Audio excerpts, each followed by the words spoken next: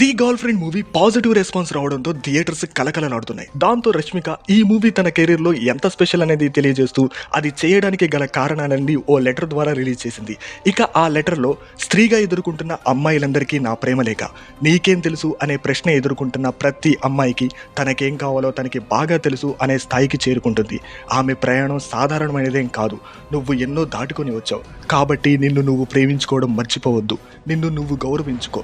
నిన్ను బట్టి నువ్వు గర్వపడు. ఇలాంటి అమ్మాయిలకు అండగా నిలబడిన అబ్బాయిలకు ఒకటి చెబుతున్నా, మీ ప్రేమ వల్లే తను ఇలా నిలబడింది. ప్రేమలో ఎవ్వరూ మాట్లాడని విషయాలు మా సినిమా చెబుతుంది. ప్రేమ అంటే హద్దులు పెట్టుకుని బందీగా ఉండడం కాదు, స్వేచ్ఛగా జీవించడం.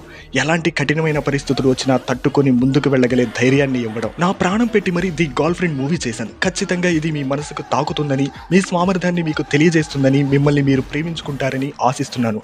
అదే గనక నిజమైతే నా ఆశయం నెరవేరినట్టే. నిశ్శబ్దాన్ని వీడి దృఢ సంకల్పంతో ముందడుగు వేసేవారికి, అలాగే వారిని ప్రోత్సహించే వారికి నా ఈ ప్రేమలేఖ అంకితం అంటూ లెటర్ని రిలీజ్ చేశారు. బ్యూటిఫుల్ లెటర్ కదా. మూవీ చూస్తేనే ఈ లెటర్లో ఉన్న డెప్త్ ఏంటో అర్థమవుతుంది. ఇంకా చూడని వాళ్ళు ఖచ్చితంగా చూడండి. చూసిన తర్వాత మీ ఒపీనియన్ ఏంటో కామెంట్ చేయండి.